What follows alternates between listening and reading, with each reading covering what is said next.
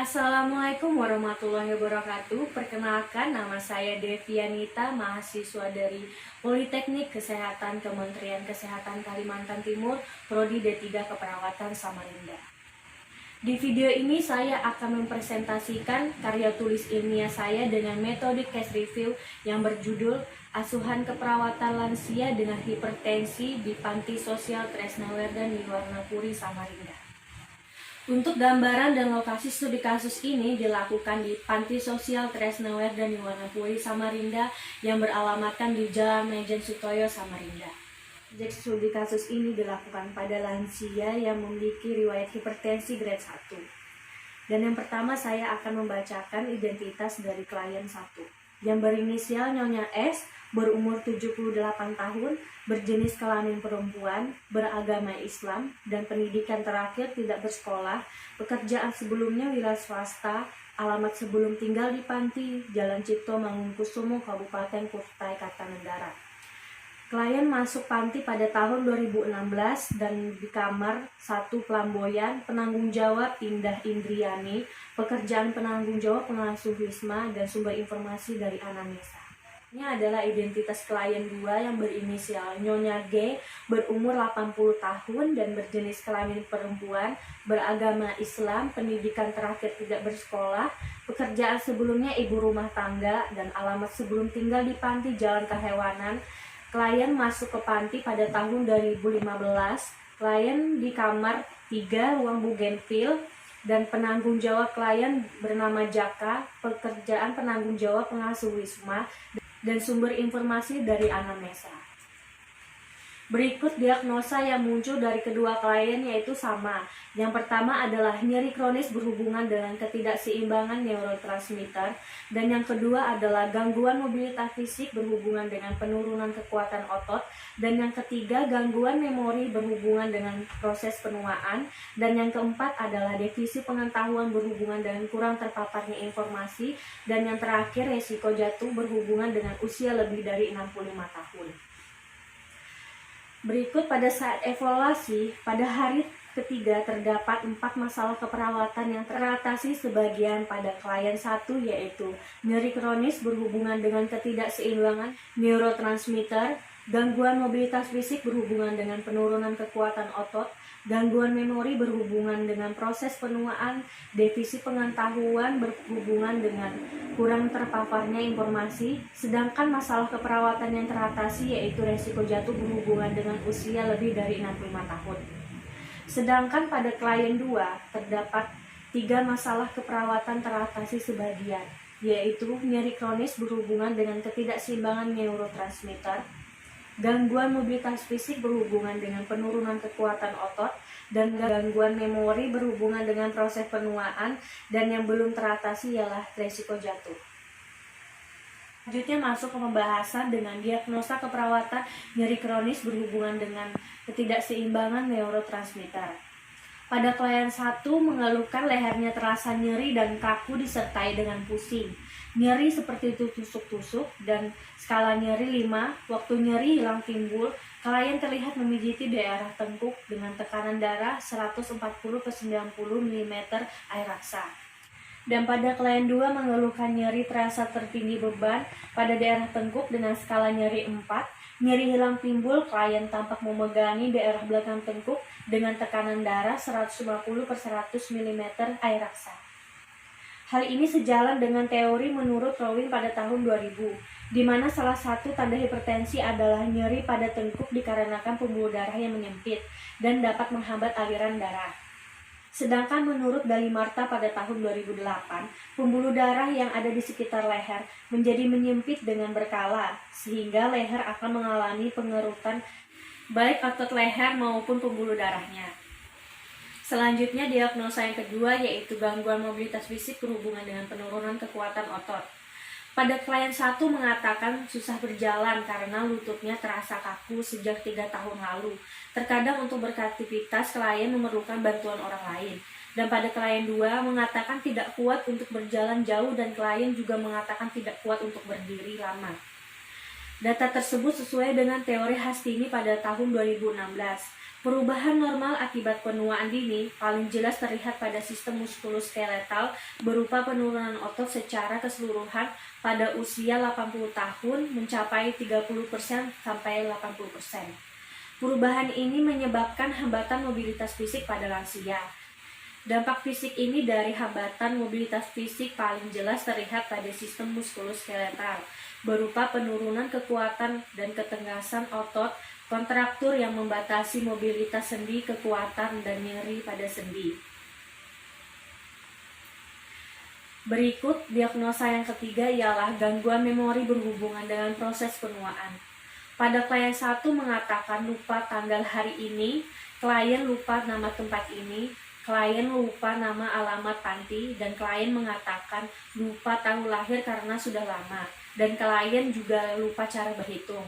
Sedangkan pada klien 2 mengatakan merasa mudah lupa, dan klien mengatakan dapat mengenal wajah orang namun sering lupa namanya, dan klien mengatakan kurang mampu mengingat suatu peristiwa. Dan data tersebut juga sesuai dengan teori Daria pada tahun 2015, di mana bentuk-bentuk permasalahan yang dialami lansia adalah sebagai berikut, yaitu demensia, stres, gangguan psikomatik, gangguan penggunaan. Dan menurut Dr. Lau pada tahun 2015, demensia menyebabkan sel-sel otak penderita mati secara bertahap seiring bertambahnya usia.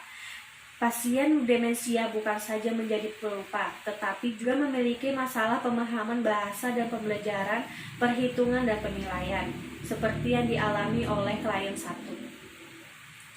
Kemudian diagnosa yang keempat, defisit pengetahuan berhubungan dengan kurang terpaparnya informasi. Pada klien 1 mengatakan ia tidak pernah diberi pendidikan kesehatan mengenai tekanan darah dan hanya diberikan obat saja, dan klien mengira boleh memakan makanan yang asin. Sedangkan pada klien 2 mengatakan sudah pernah dijelaskan namun lupa. Klien mengatakan jarang mengonsumsi lauk pauk, hanya mengonsumsi nasi dan sayur, serta sering menambah garam ke dalam makanan. Teori ini menurut Putro pada tahun 2012, defisit pengetahuan klien dipicu oleh tingkat pendidikan yang rendah dan faktor usia. Dan juga pasien hipertensi akan menimbulkan dampak secara langsung pada penderita seperti pengetahuan, sikap, persepsi, motivasi, niat, referensi, dan sosial budaya. Pendidikan kesehatan yang diberikan bertujuan meningkatkan pengetahuan pasien tentang penyakit hipertensi, selain mendapatkan informasi yang baik dari media cetak maupun elektronik. Kemudian pada diagnosa keperawatan yang terakhir ialah resiko jatuh berhubungan dengan usia lebih dari 65 tahun.